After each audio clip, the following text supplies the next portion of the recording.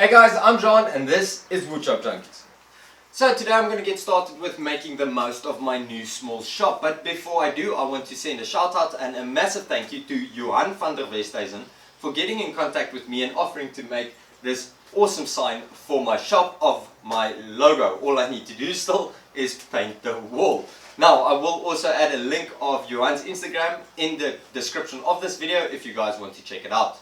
So today I want to get on organizing this mess, starting with the thousands of fasteners I have laying all over the place. And I figured the easiest and best way to do this is with a cabinet type drawer system where each size and length of screw can be stored individually. The cabinet will then be wall mount, giving simple organized access to all my screws and fasteners. But to get started, I'm going to size up and assemble the box of the cabinet.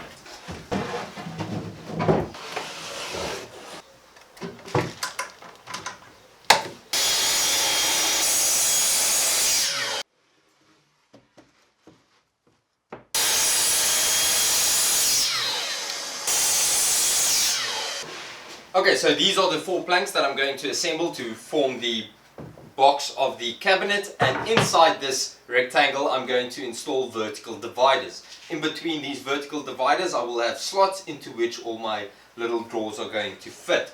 So now I'm going to cut slots into this plank into which I'm going to install these dividers. Now I considered different methods of doing this. I considered making a jig for my router to cut them with an accurate spacing, or even using or making some kind of quick table sled just to cut them on the table saw. But at the end I figured the quickest and easiest way to do it is just to mark it out and use the depth restriction on the miter saw and cut all the slots like that.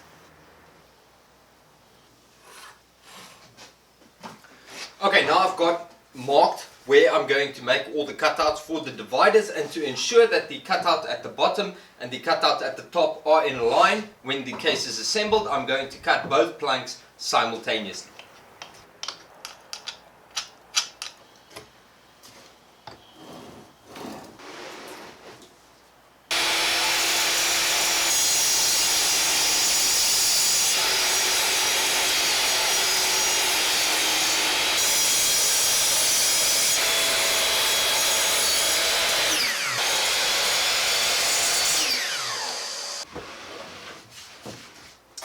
Okay guys, that's all the slots cut. This is the top and the bottom. All these slots are corresponding, and then on the upright piece I'll also cut a slot in the middle. That's just going to be a stiffener that runs across. Now a little bit of cleanup with the chisel was required because obviously the miter saw has an ATB blade on it, so it does create a little bit of a hill in the center of its cut that I just removed with the chisel. So in that sense the router would have been the better option because it would obviously create a flush base inside the slot. So with that done, I'm just going to cut a step on the edge as well, right around on all the planks, so that when the box is assembled I can just install a backboard into that as well.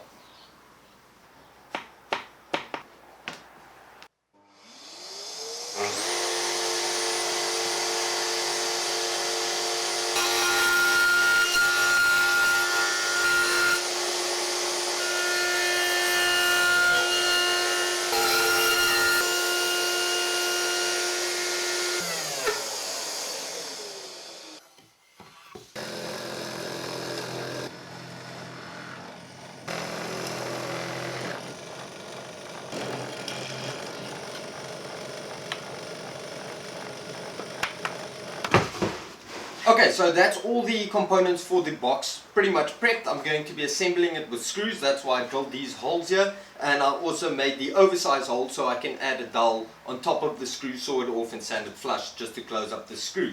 In addition to all the deeper slots I cut on the side panels, I also cut these shallower slots also using the miter saw, which I will explain in a moment.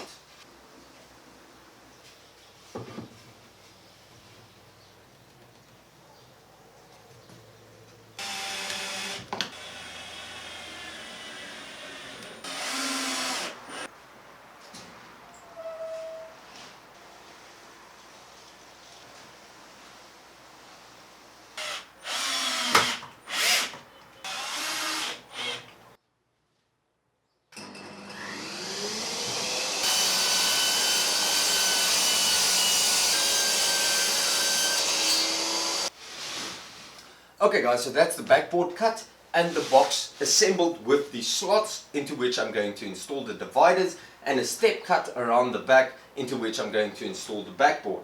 Now while assembling the box, I remembered that on the front of the side panels I also need to cut a little step, which I will explain when I come to the little drawers. So I'm going to do that quick before installing the backboard and the dividers.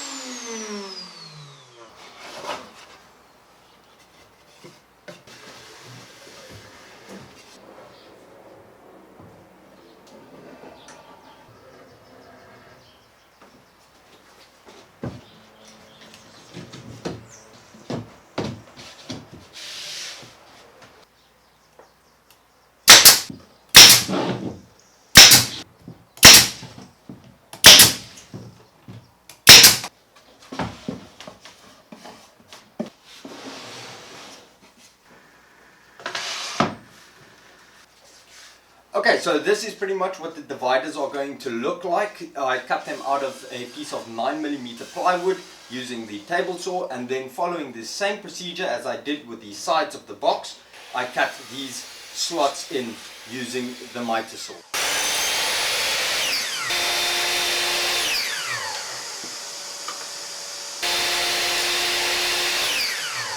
Now when the dividers are installed, all these small slots should line up, and this will be where the drawers are going to be installed into. In addition, I once again use my miter saw to make this cutout like this, so that when all the dividers are in, a cross brace can be placed across the width of the box to keep everything straight. So I'm going to cut that now, and then I'm ready to assemble the box.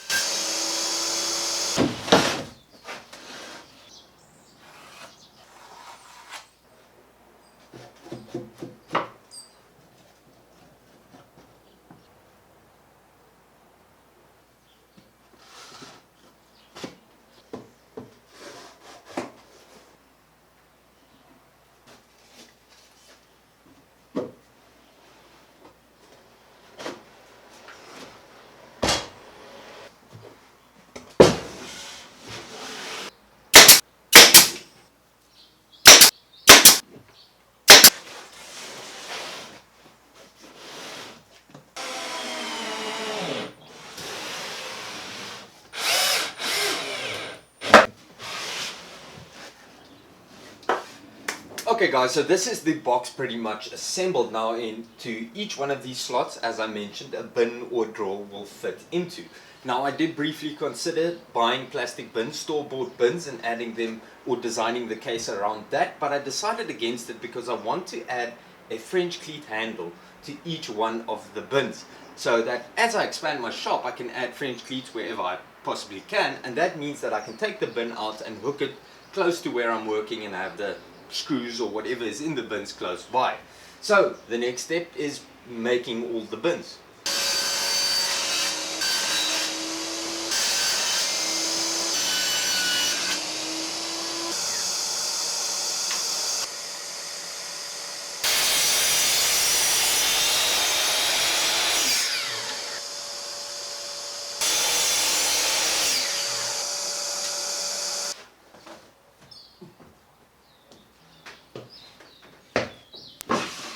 Right, so here's all the parts that's going to be making up the 36 smaller drawers, but as you may have noticed, I also left larger gaps for 12 large drawers. I also made this jig which will hopefully speed up the process of assembling everything. So with that being said, let's go.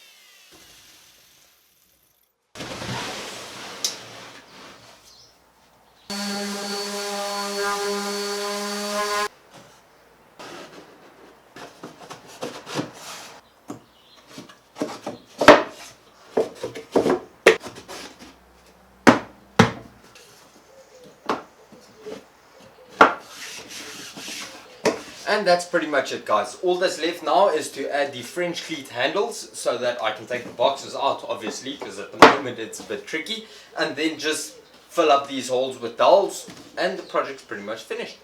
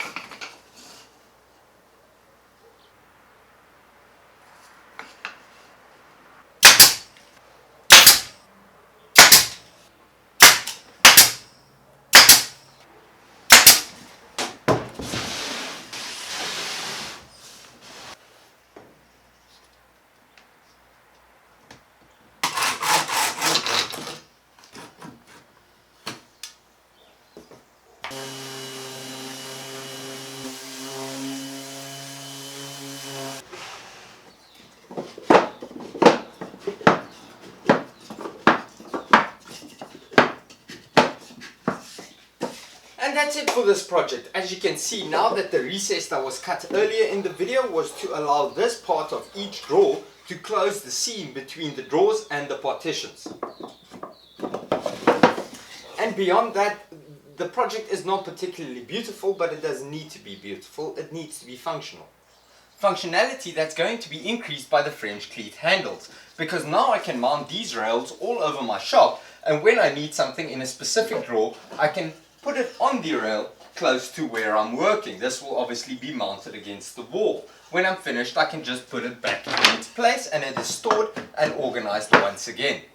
Now some of you might be thinking that I made these boxes or bins way too big just for screw and fastener storage, but I did that for 3 reasons. It allows for future improvement by adding subdividers or even a second tier for fasteners and screws that I keep smaller quantities of. Using larger bins also means that I'm not limited to screws and fasteners. I can, for example, make an insert for one of the bins to allow me to organize and store some of my router bits.